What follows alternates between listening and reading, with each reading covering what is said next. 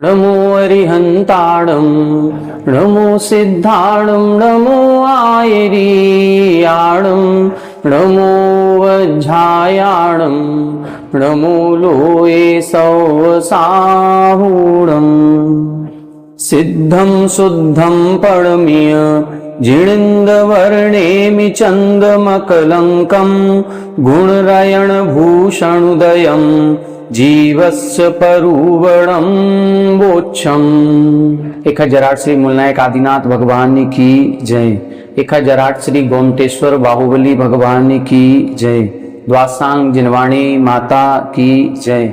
आचार्य श्रेष्ठ आचार्य गुरुवर श्री 108 नेमिचंद्र सिद्धांत चक्रवर्ती महाराज की जय। आचार्य श्रेष्ठ आचार्य गुरुवर श्री 108 विद्यासागर जी महामुनि राज की जय। तीर्थ चक्रवर्ती जगत पूज्य निर्यापक श्रमण मुनि पुंगव श्री 108 सुधा सागर जी महाराज की जय। समस्त मुनि संघ की जय। आलोक मोदी स्वाध्याय सुधा यूट्यूब चैनल पर आप सभी दर्शकों का एक बार पुनः हार्दिक स्वागत, हार्दिक अभिनंदन। पूज्यवर आचार्य नेमिचंद्र सिद्धांत चक्रवर्ती महाराज द्वारा रचित श्री जीवकांड जी ग्रंथराज की स्वाध्याय श्रृंखला में हम सभी 14 मार्गणाओं पर विस्तार से चर्चा कर रहे हैं और चर्चा करते हुए गति मार्गणा, इंद्रिय मार्गणा को हमने समझ लिया है। अभी कुछ दिनों से हम काय मार्गणा पर चर्चा कर रहे हैं। काय मार्गणा में भी जो 6 प्रकार के जीव बताए गए हैं, पृथ्वी कायक, जल कायक, अग्नि कायक, वायु कायक, वनस्पति कायक और त्रस कायक, इन 6 प्रकार के जीवों में विस्तार पूर्वक वनस्पति कायक के जीवों पर अपनी चर्चा चल रही है। इन वनस्पति कायक जीवों के 2 भेद बताए गए थे, एक प्रत्येक वनस्पति और एक साधारण वनस्पति। जिनके साधारण शरीर नाम कर्म का उदय होता है उनको हम साधारण वनस्पति का जीव कहते हैं, और जिनके प्रत्येक शरीर नाम कर्म का उदय होता है उसे हम प्रत्येक वनस्पति का जीव कहते हैं। साधारण शरीर नाम कर्म के उदय से ऐसा शरीर मिलता है जिस शरीर के स्वामी अनंतानंत जीव हुआ करते हैं, और प्रत्येक शरीर नाम कर्म के उदय से ऐसा शरीर मिलता है जिसका स्वामी एक ही जीव होता है। अब जो प्रत्येक वनस्पति है, ये प्रत्येक वनस्पति को 2 भागों में विभाजित किया जाता है, एक सप्रतिष्ठित प्रत्येक और दूसरी अप्रतिष्ठित प्रत्येक। देखें, साधारण वनस्पति जैसी कोई वनस्पति नहीं होती। ये तो एक प्रकार का कर्म है और उस कर्म से युक्त जीव होते हैं। ये साधारण शरीर वाले जीव जिस वनस्पति के भाग में पाए जाते हैं उस वनस्पति को हम सप्रतिष्ठित प्रत्येक कहते हैं, और जिस पर इस प्रकार के साधारण शरीर वाले जीव नहीं होते हैं उसको हम अप्रतिष्ठित प्रत्येक कहते हैं। एक पौधा होता है, उस पौधे के विभिन्न भाग होते हैं। उसकी जड़ भी होगी, उसका तना भी होगा, उसकी डालियां भी होंगी, उसकी पत्तियां भी होंगी, फूल होंगे, फल होंगे, पर्व होंगे, पर्व संधियां होंगी, रोमाग्र होंगे, ऐसे कई भाग होते हैं। तो इन कई सारे भागों में, इन सभी भागों में कुछ भाग ऐसा हो सकता है कि जिनमें साधारण शरीर से युक्त जीवों का निवास है, और कुछ भाग ऐसे हो सकते हैं जिनमें साधारण शरीर से युक्त जीवों का निवास नहीं है। तो जिन वनस्पतियों के जिन भाग पर साधारण शरीर से युक्त जीवों का निवास होता है उनको हम बोल देते हैं सप्रतिष्ठित प्रत्येक, और जिनमें ऐसा नहीं होता उनको बोलते हैं अप्रतिष्ठित प्रत्येक। सप्रतिष्ठित प्रत्येक वनस्पति का जो भाग है उस भाग को यदि हम भक्षण करते हैं तो हमें अनंतानंत जीवों के घात करने का पाप या दोष लगता है, और यदि हम अप्रतिष्ठित प्रत्येक वनस्पति का भक्षण करते हैं तो पाप तो उसमें भी लगेगा, लेकिन उसमें अनंतानंत जीवों के घात का दोष नहीं है, उसमें असंख्यात और संख्यात जीवों के ही घात करने का दोष प्राप्त होता है। और यदि हम इस दोष से बचना चाहें तो फिर जो भी हम प्रत्येक वनस्पति का हम प्रयोग करते हैं, टमाटर है, खीरा है, या हमारी तोरई है, लौकी है, जो कुछ भी हम यूज करते हैं, इन सभी सब्जियों को, फलों को अचित्त करके हम उसको प्रयोग में ला सकते हैं। इससे अचित्त करने से हम काफी कुछ उस दोष से बच सकते हैं, क्योंकि हमारा भाव किसी जीव को घात करना नहीं है, हमारा भाव जीव रहित वस्तु का भक्षण करने का है। तो इस प्रकार से हमारे मन के परिणामों के आधार पर हमें दोष लगता है। दूसरी बात, कुछ परिस्थितियां ऐसी होती हैं कि यदि कोई एक गृहस्थ श्रावक है तो बिना इसके काम चलेगा ही नहीं। अब जब काम ही नहीं चलना, बिना सब्जी खाए काम नहीं चलेगा, तो सब्जियां तो खानी पड़ेंगी, लेकिन अब हम उसमें ये विचार करेंगे कि हम ऐसी सब्जियों का भक्षण करें जिसमें अनंतानंत जीवों का घात ना हो और असंख्यात जीवों का ही घात होता है। बस ये विचार करके जब हम भक्षण करते हैं तो फिर इसीलिए इधर अपने धर्म में ये कहा जाता है कि जितने जमी कंद हैं उनका त्याग होना चाहिए। बाकी जीव राशि सभी प्रकार की वनस्पतियों में होती ही होती है। तो इस प्रकार से अपन ने पूर्व कक्षाओं में सप्रतिष्ठित वनस्पतियां कौन सी हैं, अप्रतिष्ठित वनस्पतियां कौन सी हैं, उनकी पहचान क्या होती है, इस पर चर्चा अपन ने की थी। अब इसके बाद फिर अपन ने पिछली कक्षा में एक गाथा मात्र देखी थी साधारण वनस्पति से संबंधित, कि साधारण वनस्पति के जीव कौन से हैं। तब इधर इन्होंने बताया था कि जिनके साधारण शरीर नाम कर्म का उदय होता है उनके ऐसा शरीर प्राप्त होता है जो निगोद रूप होता है। निगोद का मतलब एक ही शरीर में अनंत आत्माएं आकर के निवास करती हैं, और ऐसा निगोद रूप शरीर जिन जीवों के प्राप्त होता है उनको हम सामान्य जीव या साधारण वनस्पति का जीव कहते हैं। ये जो साधारण वनस्पति के जीव हैं ये दो प्रकार के होते हैं, सूक्ष्म भी होते हैं और बादर भी होते हैं, इत्यादि प्रसंग अपन ने देख लिया था। अब आगे की गाथाओं का अध्ययन करना है। आइए देखें गाथा नंबर 192। यहां पर उस साधारण नाम कर्म के उदय से जो साधारण जीव है उनको साधारण क्यों कहा जाता है, इसका उत्तर दे रहे हैं। देखें गाथा देखें। साहारण माहारो साहारण माहारो साहारण माण पाण गहणम च साहारण माण पाण गहणम च साहारण जीवाणम साहारण जीवाणम साहारण लक्षणम भणियम साहारण लक्षणम भणियम साहारण माहारो साहारण माण पाण गहणम च साहारण जीवाणम साहारण लक्षणम भणियम।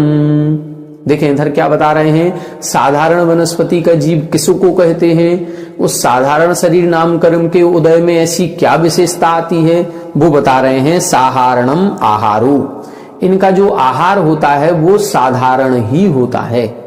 आहार से क्या मतलब है, आहार से मतलब है, हमने आपको बताया था जब अपन ने पर्याप्ति प्ररूपणा पढ़ी थी तो पर्याप्ति प्ररूपणा में 6 प्रकार की पर्याप्तियां होती हैं। उनमें सबसे पहली पर्याप्ति होती है आहार पर्याप्ति, फिर शरीर, फिर इंद्री, श्वासोश्वास, भाषा और मन। इस प्रकार से ये 6 पर्याप्तियां होती हैं।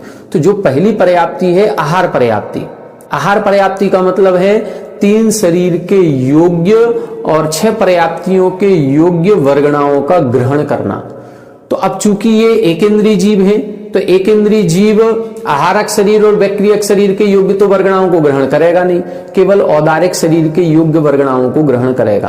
तो वो जब जीव मरण करके आता है और जन्म स्थान पर पहुंचता है तो वो चारों तरफ से उन औदारिक वर्गणाओं का ग्रहण करता है जिससे वो आहार पर्याप्ति पूर्ण कर सके, शरीर पर्याप्ति पूर्ण कर सके, इंद्रिय पर्याप्ति पूर्ण कर सके और श्वासोश्वास पर्याप्ति पूर्ण कर सके। एक इंद्रिय जीव के 4 ही पर्याप्ति होती हैं, तो ये 4 पर्याप्तियों को पूर्ण करने का एक प्रक्रिया जो है वो प्रारंभ करता है। तो इधर कह रहे हैं साहारणम आहारो, वो जो आहार पर्याप्ति है वो साधारण होती है। साधारण का मतलब जो अनंतानंत जीव हैं वो एक साथ ही उस पर्याप्ति का प्रारंभ करेंगे और एक साथ ही उसकी पर्याप्ति पूर्ण होगी। ऐसा नहीं है कि कुछ जीवों की आहार पर्याप्ति 1 सेकंड में पूरी हुई, कुछ जीवों की 2 सेकंड में होगी, कुछ की 3 सेकंड में होगी। नहीं, वहां पर एक शरीर में जितने जीव उत्पन्न होंगे वो सभी एक तरह के कर्म वाले होंगे, उनका एक साथ सब कुछ चलेगा। यहां तक कि क्या लिखा, साहारणम आणपाण गहनम, उनका श्वासोश्वास भी एक साथ ही होगा, एक साथ श्वास लेंगे, एक साथ श्वास छोड़ेंगे। कितनी बड़ी बात है, एक शरीर है और एक शरीर में अनंत आत्माएं हैं और उन अनंत आत्माओं का जो भी क्रियाकलाप चल रहा है वो सब एक साथ चलेगा। बस अंतर होगा तो कहां होगा, उनके भावों में, उनके परिणामों में, उनकी अंतरंग की लिस्या में, इसमें अंतर हो सकता है क्योंकि सबके परिणाम अलग अलग हैं, सबके कर्मों का उदय भी अलग अलग होगा, सबके सुख दुख का अनुभवन भी अलग अलग होगा, क्योंकि एक ही परिस्थिति में रहते हुए भी हम अलग अलग तरह के सुख दुख का अनुभव करते हैं। हम लोग एक ही परिवार में रहते हैं, एक ही परिवार में रहते हुए भी यदि एक परिवार में 10 सदस्य हैं तो एक साथ रहते हुए भी 10 के सुख दुख अलग अलग होते हैं।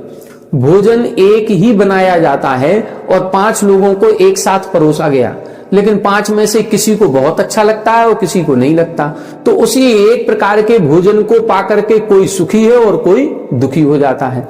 इसी प्रकार से यहां पर भी सुख दुख सबका अपना अपना होगा, लेकिन शरीर सबका एक ही है, श्वासोश्वास सबका एक साथ चलेगा, जन्म सबका एक साथ होगा और मरण भी सबका एक साथ ही होता है। देखो क्या लिख रहे हैं, साधारणम आहारो, इनका आहार मतलब जो पहली पर्याप्ति है, आहार पर्याप्ति, वो भी साधारण यानी सामान्य होती है, और आन पान ग्रहणम, जो आन पान यानी श्वासोश्वास का ग्रहण है वो भी सामान्य ही होता है। इसीलिए साधारण जीवाणम साधारण लक्षणम भणियम, इसीलिए साधारण लक्षण होने के कारण से इन जीवों को साधारण जीव कहा जाता है। तो 2 विशेषताएं इधर बताई कि इनकी आहार पर्याप्ति भी सामान्य होती है और इनका श्वासोश्वास का ग्रहण और छोड़ना भी सामान्य ही होता है। एक साथ ही प्रारंभ करेंगे, एक साथ ही अंत करेंगे। अब अपन ने एक चीज देखी थी, जब पर्याप्ति प्ररूपणा देखी तो उसमें अपन ने 2 प्रकार के जीव देखे थे। एक देखे थे पर्याप्तक, एक देखे थे अपर्याप्तक। अपर्याप्तकों में 2 प्रकार के जीव देखे थे, एक लब्ध पर्याप्तक और निर्वृत्त पर्याप्तक। तो यहां क्या होगा, यहां मान लो एक शरीर मिल रहा है और एक शरीर में अनंतानंत जीव जा रहे हैं। अब वो जो अनंतानंत जीव जा रहे हैं तो ऐसा होगा क्या कि उनमें से मान लो 100 जीव ऐसे हैं जिनके पर्याप्त नाम कर्म का उदय है, ये तो पर्याप्तियां पूर्ण करेंगे, और हो सकता है 100 जीव ऐसे हों जिनके अपर्याप्त नाम कर्म का उदय है, ये लब्ध पर्याप्तक होंगे, इनकी तो एक भी पर्याप्ति पूर्ण नहीं होगी। तो ऐसा नहीं होगा, यहां पर यही स्पष्ट करना चाह रहे हैं, इसीलिए लिखा साधारण माहारो। इनका आहार साधारण है, इसका मतलब है वो जो शरीर जिसमें ये पहुंच रहे हैं वो जितने अनंतानंत जीव हैं, या तो वो अपर्याप्तक नाम कर्म वाले ही होंगे या पर्याप्तक नाम कर्म वाले ही होंगे। ऐसा नहीं हो सकता है कि अपर्याप्तकों के बीच में कोई पर्याप्तक हो जाए और इधर पर्याप्तकों के बीच में कोई अपर्याप्तक हो जाए। ऐसा नहीं होगा कि कुछ के तो एक भी पर्याप्ति पूर्ण नहीं हुई और मरण हो गया और कुछ पर्याप्तक होकर के मरण करेंगे, ऐसा नहीं होगा।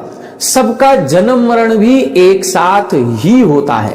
यही बात अगली गाथा में बता रहे हैं, इस गाथा को देखें। जत्थिक मरई जीवो, जत्थिक मरई जीवो, तत्थदुमरणम हवे अनंताणम, तत्थदुमरणम हवे अनंताणम, वक्कमयी जत्थ एको, वक्कमयी जत्थ एको, वक्कमणम तत्थणंताणम, वक्कमणम तत्थणंताणम, जत्थिक मरई जीवो, तत्थदुमरणम हवे अनंताणम, वक्कमयी जत्थ एको, वक्कमणम तत्थणंताणम।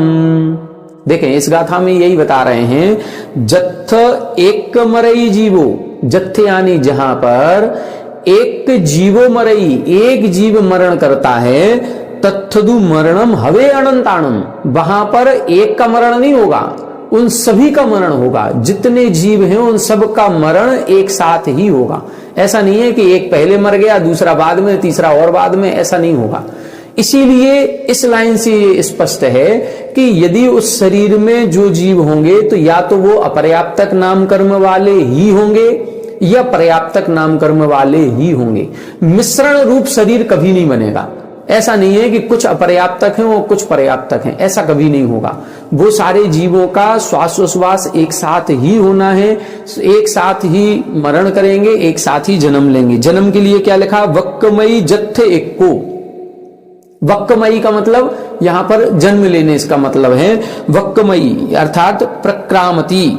संस्कृत में देखें वक्कमयी का अर्थ क्या लिखा है, प्रक्रामति। प्रक्रामति का मतलब आना, मरण का मतलब जाना और प्रक्रामति का आना। तो जहां जब कोई जीव आता है या जन्म लेता है तो जत्थ एक को, जहां एक का जन्म होगा, वक्कमणम तत्थणंताणम, वहां अनंतानंत जीवों का जन्म भी एक साथ ही होता है। कितनी बड़ी विशेषता है, कैसा जीवन चक्र चलता होगा, विचारणीय है। कभी अपन लोग चूंकि तरस हैं, हम लोग एक शरीर वाले हैं, प्रत्येक नाम कर्म वाले हैं, इसीलिए हमको इस चीज का एहसास नहीं होता। लेकिन कभी यदि ये कह दिया जाए कि एक घर में ये 10 लोग हैं, ये 10 लोग एक साथ ही नहाएंगे, 10 लोग एक साथ ही भोजन करेंगे, 10 लोग एक साथ ही सोएंगे, 10 लोग एक साथ ही उठेंगे, यदि पूरी दिन भर की दिनचर्या को यदि हम 10 लोगों में एक साथ कर दें कि नहीं एक साथ ही करना है, तो सोचो जरा कैसा जीवन निकलेगा हमारा।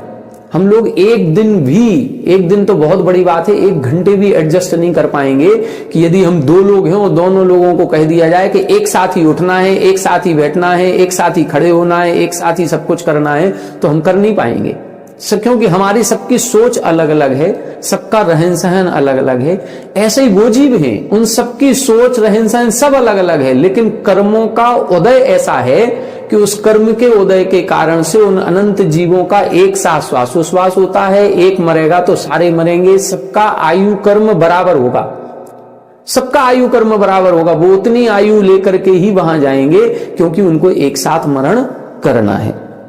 आगे देखें, अब आगे की गाथा में ये बता रहे हैं कि इनके एक शरीर में कितने जीव होते हैं और वो शरीर कैसे माना जाए। जो हमको दिखाई देता है, मान लो हमने एक आलू है और उस आलू चूंकि सप्रतिष्ठित होता है, साधारण वनस्पति है, जमी कंद है, इसीलिए उसका उदाहरण दे रहे हैं। जितने जमी कंद हैं उन किसी का भी उदाहरण ले सकते हैं। उसका एक हम छोटा सा टुकड़ा निकालें और एक छोटी सी स्लाइस निकालने के बाद, कई बार कुछ वीडियोस भी ऐसे आई हुई हैं जिनको उन्होंने माइक्रोस्कोप से देख करके बताया हुआ है। तो उस स्कंद को जब हम निकालेंगे तो हम कैसे पता करें इसमें कितने जीव हैं, तब उसके जीवों की संख्या का निर्धारण कैसे किया जाता है, इसको 2 और 3 गाथाओं में बता रहे हैं। पहली गाथा में उसकी परिकल्पना बता रहे हैं और दूसरी गाथा में उसका उदाहरण से समझा रहे हैं कि कैसे इसको समझना चाहिए। देखें, आइए देखें गाथा को 194 नंबर की। खंधा असंख लोगा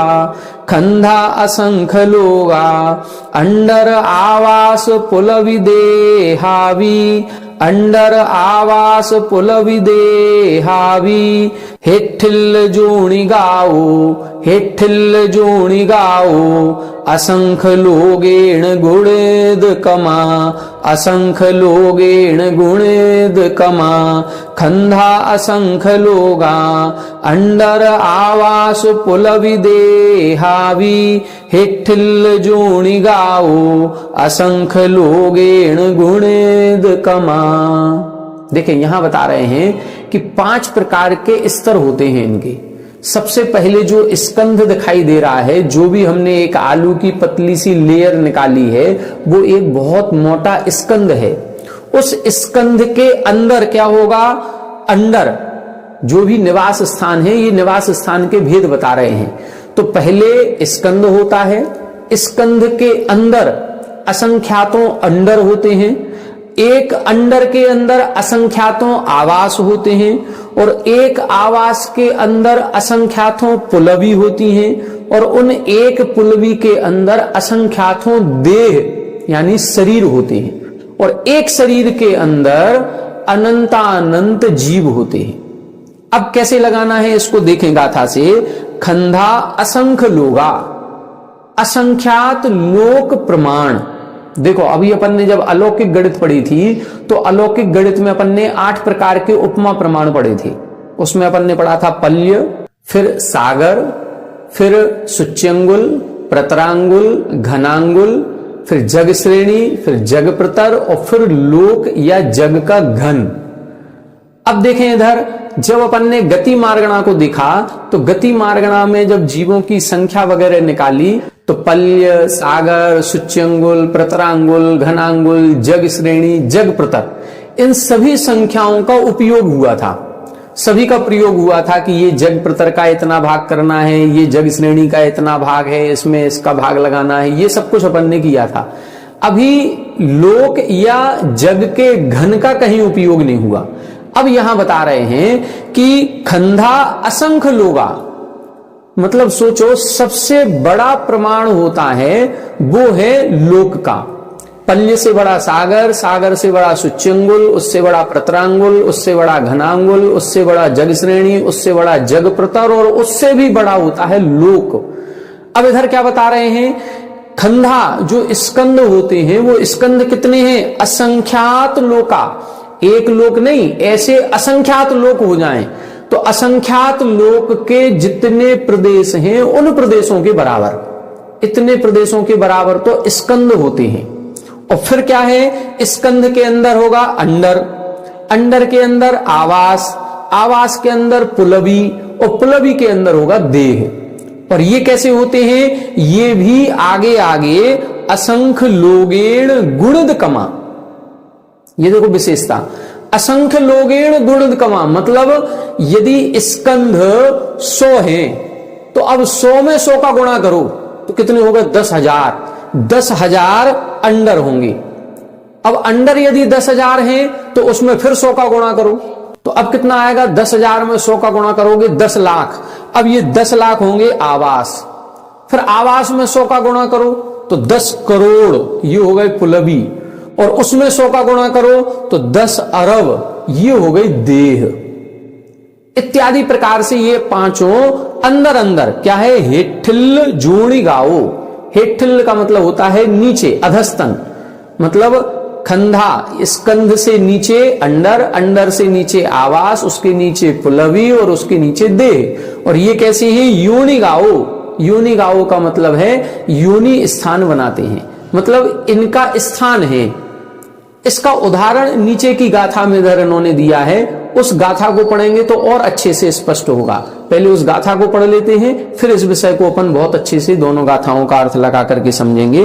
देखें एक गाथा और देख लें, 195, जम्बूदीवम भर हो, जम्बूदीवम भर हो, कोसल सागेद तग्घरा इम्बा, कोसल सागेद तग्घरा इम्बा, खंडंडर आवासा, खंडंडर आवासा, पुलवि शरीराणि देठंता, पुलवि शरीराणि देठंता, जम्बूदीवम भर हो, कोसल सागेद तग्घरा इम्बा, खंडंडर आवासा, पुलवि शरीराणि देठंता। देखो इधर उदाहरण बता रहे हैं, उदाहरण क्या बता रहे हैं, अपन ऐसे समझ लें जैसे अपन महाअर्घ पढ़ते हैं, तो महाअर्घ पढ़ते समय अपन क्या क्या पढ़ते हैं ये अपन को विशेष ध्यान देना है। जब हम किसी मंदिर में वेदी पर जब पूजन करते हैं महाअर्घ पढ़ते समय, तो हम बोलते हैं जम्बू द्वीपे, भरत क्षेत्रे, आर्यखंडे, भारत देशे, उत्तर प्रदेशे, ललितपुर नामनी नगरे, फिर श्री 1008 आदिनाथ दिगंबर जिन मंदिरे, फिर मूल नायक जिन वेदिकायाम। अब कितनी सारी चीजें हो गई, अंदर अंदर अंदर अंदर। जम्बूद्वीप बहुत विस्तार वाला हो गया, जम्बूद्वीप में 7 क्षेत्र हैं, तो हम 7 में से कहाँ हैं, भरत क्षेत्र में। अब भरत क्षेत्र में 6 खंड हैं, तो हम कहाँ हैं, आर्यखंड में। अब आर्यखंड में 200 से अधिक देश हैं, तो हम कहाँ हैं, भारत देश में। अब भारत देश में 28-29 राज्य हैं, हम कहाँ हैं, उत्तर प्रदेश में। उत्तर प्रदेश में 75 डिस्ट्रिक्ट हैं, तो अब उन डिस्ट्रिक्ट में हम कहाँ हैं, ललितपुर में। ललितपुर में 13-14 मंदिर हैं, तो हम कहाँ हैं, आदिनाथ मंदिर में। और आदिनाथ मंदिर में 4-5 वेदियां हैं, तो हम कहाँ हैं, मूल नायक वेदी पर। इसी प्रकार से यहां पर अपन को लगाना है। यहां पर क्या बताया, पहले जम्बू द्वीपम, जम्बू द्वीप है, जम्बू द्वीप के अंदर क्या है, भरहो यानी भरत क्षेत्र है। उस भरत क्षेत्र के अंदर क्या है, आर्यखंड के अंदर कोसल यानी कौशल नाम का राज्य है, और उस कौशल नाम के राज्य में क्या है, साकेत, साकेत नाम की नगरी है, और उस साकेत नाम की नगरी में क्या है, तग्घराइम्बा, उसके अंदर सैकड़ों घर बने हुए हैं। बस इसी तरह से इधर बता रहे हैं, खंडंडर आवासा पुलवी शरीराणि दिक्ठंता। इसी तरह से पहले खंड यानी स्कंद है, उस स्कंद के अंदर अंडर है, उस अंडर के अंदर आवास है, उन आवासों के अंदर पुलवी है, और उस पुलवी के अंदर फिर देह यानी शरीर पाया जाता है। अब ये खंड कितने हैं, ये स्कंध असंख्यातों स्कंध हैं, असंख्यात लोक प्रमाण कहा है, तो असंख्यातों स्कंध। अब एक स्कंध के अंदर असंख्यातों अंडर। अब सोचो जरा कितने ज्यादा हो जाएंगे, जब स्कंध असंख्यात हैं, और एक स्कंध के अंदर अंडर कितने हैं ये भी असंख्यात हैं, और फिर एक अंडर के अंदर आवास कितने हैं ये भी असंख्यात हैं, और फिर एक आवास के अंदर पुलवी कितनी है वो भी असंख्यात है, और फिर एक पुलवी के अंदर देह यानी शरीर पाया जाता है, वो भी असंख्यात शरीर होते हैं। इसीलिए ये कहा जाता है कि एक सुई की नोक भी यदि हम किसी जमी कंद में चुभोते हैं तो एक सुई की नोक पर यदि एक स्कंध आ गया तो उस स्कंध के अंदर असंख्याता संख्यात शरीर हो जाएंगे, क्योंकि वो एक स्कंध के अंदर असंख्यातों अंडर, एक अंडर के अंदर असंख्यात आवास, फिर उस आवास के अंदर असंख्यातों पुलवी, फिर उस पुलवी के अंदर असंख्यातों देह, ये स्थिति बनेगी। अब उस एक शरीर जो प्राप्त हुआ है सबसे छोटा, उस शरीर में फिर आत्माएं कितनी अनंत अनंत। अब सोचो जरा, एक शरीर में अनंतानंत आत्माएं, ऐसे असंख्यातों शरीरों का एक पुलवी, असंख्यातों पुलवियों का समूह एक आवास, असंख्यातों आवासों का समूह एक अंडर, असंख्यातों अंडर का समूह एक स्कंध बनता है। और हम लोग क्या कर रहे हैं, हम लोग जो भी जमी कंद हैं उसके इतने बड़े बड़े टुकड़े सब्जी बना करके उसको खा रहे हैं। इसका मतलब हमने कितने सारे जीवों का घात कर दिया, अनंत अनंत, गिनती नहीं उनकी। उनकी गिनती को केवली भगवान भी नहीं बता पाए कि एक आलू के खाने में या एक जमी कंद के या एक साधारण वनस्पति के, केवल आलू और मूली और गाजर से मतलब नहीं है, केवल इससे मतलब नहीं। हम जो हरी वनस्पतियां भी खा रहे हैं, उन हरी वनस्पतियों में भी जो छोटी हैं, जिनके अभी पर्व संधि लुएं आदि स्पष्ट नहीं हुए हैं, वो भी सप्रतिष्ठित हैं।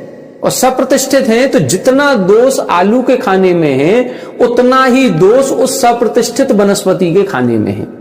यदि हमने गन्ना खाया और गन्ने की गांठ को खा रहे हैं तो हमें जितना दोष उस जमी कंद के खाने में है उतना ही दोष उसमें है। यदि मान लो कोई हमने एक फल खाया और उस फल में कोई हिस्सा यदि सप्रतिष्ठित है और हमने उस फल को पूरा खाया है तो उस सप्रतिष्ठित हिस्से को खाने पर उतना ही दोष है जितना उस जमी कंद को खाने में है, क्योंकि उसमें वो साधारण वनस्पति से सहित है, साधारण शरीर वाले जीवों से सहित है। और जहां साधारण शरीर होगा वहां पर वो जो स्कंद बनेगा, वो स्कंद कैसा होगा, उस स्कंद के अंदर असंख्यातों अंडर, अंडर के अंदर आवास, आवास के अंदर पुलवी और पुलवी के अंदर देह यानी शरीर पाया जाता है। अब एक शरीर के अंदर जीव कितने होंगे उसकी संख्या अगली गाथा में बता रहे हैं। ये दोनों गाथाएं समझ में आ गई होंगी, 94 और 95। ऊपर की गाथा में इधर इन्होंने बताया है स्कंध, अंडर, आवास, पुलवी और देह। ये क्रम से नीचे नीचे अधस्तन योनिक कहलाते हैं, मतलब नीचे नीचे स्थान इनके बड़े बड़े हैं। कितने बड़े बड़े हैं, असंख्य लोगेण गुणित कमा, असंख्यात लोक प्रमाण गुणित रूप से। यदि स्कंद असंख्यात लोक प्रमाण है तो उससे भी असंख्यात लोक गुणे फिर अंडर होंगे, उसमें भी असंख्यात लोक का गुणा करेंगे तो आवास, उसमें भी असंख्यात लोक का गुणा करेंगे तो पुलवी, और उसमें भी असंख्यात लोक का गुणा करेंगे तो शरीर निकलेगा। उदाहरण बता दिया, जम्बूद्वीप बड़ा हो गया, जम्बूद्वीप के अंदर छोटे छोटे क्षेत्र हो गए, उन क्षेत्रों के अंदर छोटे छोटे राज्य हो गए, उन राज्यों के अंदर छोटे छोटे नगर हो गए, और उन नगरों में कई सारे सैकड़ों हजारों घर हो जाएंगे। बस अब उसी तरह से इधर इनको लगाना है। आगे एक गाथा और देखें, ए गिण गोद शरीरे, ए गिण गोद शरीरे, जीवादवपमान दो दिट्ठा, जीवादवपमान दो दिट्ठा, सिद्धेहीणंत गुणा, सिद्धेहीणंत गुणा, सौवेण विदीध कालेण, सौवेण विदीध कालेण, ए गिण गोद शरीरे, जीवादवपमान दो दिट्ठा, सिद्धेहीणंत गुणा, सौवेण विदीध कालेण। देखें इधर बता रहे हैं, एक णिगोद शरीरे। पूर्व गाथा में 5 बताए थे, 5 में जो 5वें नंबर पर था उसमें लिखा था देह यानी शरीर। अब इधर बता रहे हैं उस एक निगोद शरीरे, एक निगोद शरीर में जीवा जीव दब्ब प्रमाण दो, द्रव्य प्रमाण से देखे जाते हैं, दिट्ठा यानी देखे जाते हैं। द्रव्य प्रमाण का मतलब जो हम एक एक जीव को अलग अलग गिन सकें। द्रव्य प्रमाण का मतलब होता है जैसे हमारे पास 10 पेंसिल हैं तो हम एक एक गिन सकते हैं, 1 2 3 4 ऐसे, इसको बोलते हैं द्रव्य प्रमाण। द्रव्य का मतलब जिनको हम पदार्थों को अलग अलग गिनते हैं। तो ऐसे द्रव्य प्रमाण से यदि हम जीवों की संख्या गिने, 1 जीव 2 जीव 3 जीव 4 जीव ऐसे यदि गिनती करें तो सिद्धे ही अनंत गुणा, जितने आज तक सिद्ध बन चुके हैं। अब सिद्ध कितने हैं? अपन लोग जयकारा लगाते हैं, अनंतानंत सिद्ध परमेष्ठी भगवान की जय। सिद्ध चक्र महामंडल विधान करते, चक्र का मतलब समूह, अनंतानंत सिद्ध परमेष्ठियों का समूह है। शिखर जी आदि की जो सिद्ध क्षेत्र हैं उनकी जब वंदना करने जाते हैं तो एक एक टोक पर लिखा है 99 कोड़ा कोड़ी, 99 करोड़, 99 लाख, 99,000 इतने मुनि मोक्ष पधारे। तो आज तक केवल इस चौथे काल की बात नहीं कर रहे हैं, केवल इस अवसर्पणी की बात नहीं कर रहे हैं, आज तक भूतपूर्व जितना भी काल निकल गया है उतने कालों में आज तक जितने भी जीवों को मोक्ष की प्राप्ति हुई है उनसे भी अनंत गुणा, उतने भी नहीं लगा के उतने जीव होते हैं, नहीं, उनसे भी अनंत गुने जीव एक निगोद शरीर में होते हैं। अब सोचो जरा, ये उस लोक से भी कई गुना ज्यादा हो गया। इसीलिए उधर लिखा था असंख्यात लोक प्रमाण अधिक, असंख्यात लोक प्रमाण गुणित, ये शब्द दिए थे। अब असंख्यात लोक का गुणा कितनी बार किया? 5 बार किया। स्कंध से असंख्यात लोक प्रमाण गुणे ज्यादा करोगे तब जाकर के अंडर आवास कुलभी उस शरीर, और एक शरीर में जीव कितने? ये जीव हैं जितने आज तक सिद्ध हुए उससे भी अनंत गुणे जीव हैं। दूसरा प्रमाण क्या बता रहे हैं? सवेण विदिद कालेण, आज तक जो भूतकाल निकल गया उस भूतकाल के जितने समय हैं। अब सोचो जरा, एक सेकंड में संख्यात आवली और एक आवली में असंख्यात समय होते हैं। जब एक सेकंड में असंख्यात समय होते हैं तो फिर एक दिन में कितने होंगे, फिर एक वर्ष में कितने होंगे, और फिर एक काल में लगाओ चौथा काल, फिर पंचम काल, फिर छठवां काल, ऐसे, और फिर एक उत्सर्पणी अवसर्पणी लगाओ, और फिर अभी तक कितनी उत्सर्पणी अवसर्पणी निकल गई? असंख्यातों उत्सर्पणी अवसर्पणी निकल गई। तो उन असंख्यातों उत्सर्पणी अवसर्पणी के जितने समय व्यतीत हो गए उन समयों की संख्या अलग रखो और उससे भी अनंत गुने जीव एक निगोद शरीर में होते हैं। इसीलिए हमारे जिन धर्म में ये कहा गया है कि हमको इन जमी कंदों का त्याग करना चाहिए। क्यों? क्योंकि जमी कंद तो एक ऐसा पदार्थ या ऐसी सब्जी है कि जिसमें साधारण जीव होते ही होते हैं। ऐसा नहीं है कि इसके किसी भाग में होते होंगे, नहीं, ये तो पूरा का पूरा साधारण वनस्पति से ही सहित है। बाकी जो हमारी लौकी आदि जितनी भी अन्य सब्जियां हैं ये प्रारंभिक अवस्था में सब प्रतिष्ठित हैं। धीरे धीरे जैसे जैसे वृद्धि को प्राप्त होती हैं इनके जीवों की राशि घटती जाती है और ये सब प्रतिष्ठित से अप्रतिष्ठित हो जाती है। तो इसीलिए वो सब्जियों को अपन यूज करते हैं जिनमें बहु स्थावर हिंसा नहीं हो। इसीलिए इनको आचार्य समंतभद्र स्वामी जी ने रत्नकंडक श्रावकाचार में अभक्ष्य के अंतर्गत लिया है कि ये बहु स्थावर हिंसा कारक अभक्ष्य कहलाते हैं। एक गाथा और देखें, अत्थि अनंता जीवा, अत्थि अनंता जीवा, जेहिम न पत्तो तसाण परिणामो, जेहिम न पत्तो तसाण परिणामो, भाव कलंक सुपौरा, भाव कलंक सुपौरा, निगोद वासम न मुंचन्ति, निगोद वासम न मुंचन्ति, अत्थि अनंता जीवा, जेहिम न पत्तो तो तसाण परिणामो, भाव कलंक सुपौरा, निगोद वासम न मुंचन्ति। देखें इधर पर वही बता रहे हैं जिसकी चर्चा अपन ने कल की कक्षा में की थी, नित्य निगोद और इतर निगोद। ये जो निगोदिया जीव हैं, ये निगोदिया जीव क्या कभी इस निगोद पर्याय से बाहर निकलते हैं या नहीं निकलते? तब इधर लिख रहे हैं, अत्थि अनंता जीवा, जेहिम न पत्तो तसाण परिणामो, ऐसे अनंतानंत जीव हैं। अत्थि यानी हैं, कैसे? अनंतानंत जीवा, अनंता जीवा, ऐसे अनंतानंत जीव हैं जेहिम न पत्तो, जिन्होंने आज तक प्राप्त नहीं किया किसको? तसाण परिणामो, त्रस जीवों का जो परिणाम है उस त्रस रूप भाव को आज तक प्राप्त नहीं किया। ऐसे कितने जीव हैं? अनंत जीव हैं।